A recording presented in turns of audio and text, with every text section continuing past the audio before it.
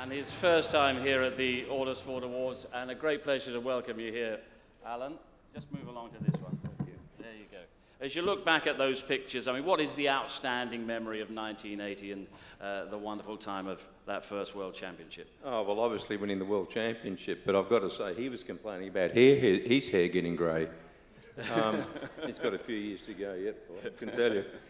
No, I mean, I was very fortunate enough to join Williams, and the best team I've ever driven for. Frank's the best guy I've ever driven for. They supplied me with a car that enabled me to do the job, and I'm extremely honoured to be here to achieve this, because I know there's been some very famous people that have won this award before me, so I feel very honoured.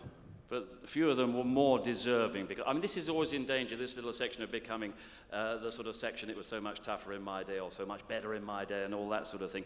But wow, you had it tough, trying to make your way, get the funds together to go motor racing, even at the basic level. Some good memories of that time as well. Well, all Aussies have it tough making it, because we're geographically, except in cricket and golf and rugby and cricket, and London taxi drivers, because he sparked a few of those out over his time as well. Exactly. I mean, we're geographically we're disadvantaged. I mean, people say to me, you know, what makes Aussies become good racing drivers? I think, well, making the decision to leave Australia and come to the other side of the world is a good start. So it shows you fair dinkum about things. Yeah. You know, I love this country. English people have been very good to me. I lived here for 13 years. I have a love-hate relationship with this country. Love the people. One of the few Aussies that like your beer. Hate your climate. Yeah, we'll do except for the 4 days of summer. But I enjoyed living here, and I just thank you all very much. You'll always be identified with... We always love having you here, but you'll always be identified with the great years of Williams and the years that really established Williams. How would you sum up, what was the special chemistry between you and Patrick Head, or Sir Patrick Head, as we must now call him, of course? Well, I think we all were similar age.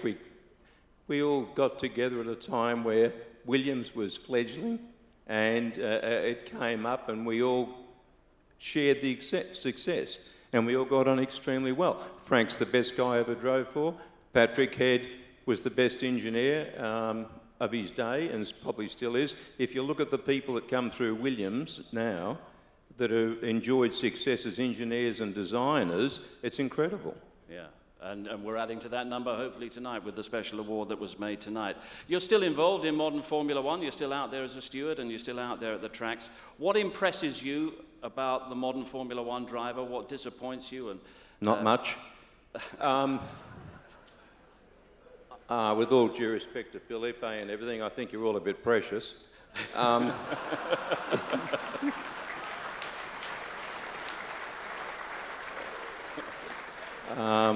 In my day, if anything did somebody wrong, you'd rub wheels with them and you get even.